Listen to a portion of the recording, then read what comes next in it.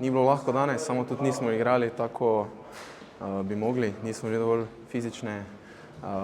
Tako da ja. Ja, mislim, drugo tretjino bi bilo ziher boljše začeli.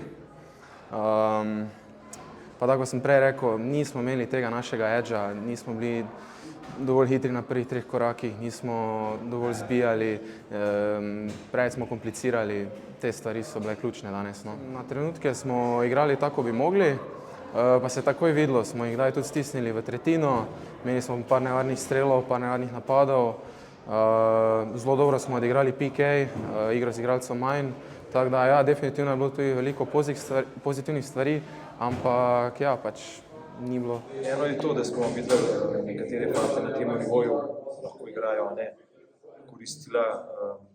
Smo videli, da je zelo dobro tekmo 2 dni nazaj, pa danes čez drug obraz slovenske reprezentance.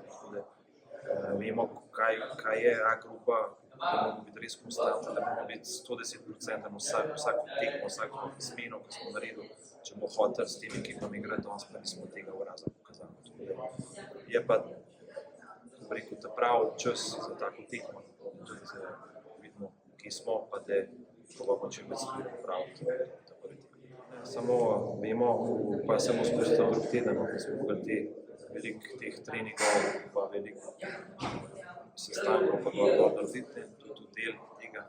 Tako da zame to ni en tak razlog, igraš tekmo, boriš se za mesta, tako da tudi morajo malo povedati pri sebi, narediti stvari, da bojo za to pripravljeni. Smo v prvenstvu, si na tekmo 10 bojo dobri trenutki, bojo slabi trenutki, in vsak igralec pri sebi se mora popraviti posebno, da bo na tem nivoju vsak tekmo. Sam vemo pa, da je sezona že dolga, veliko je bilo tekem, veliko imajo treningov in je. Ja, to so kakšni fanti že naše poškodbe imajo utrujenost, to je del tega, te reprezentance. Priprave so že tudi dolge, da bo jutri prost dan, brzo vse, pa še par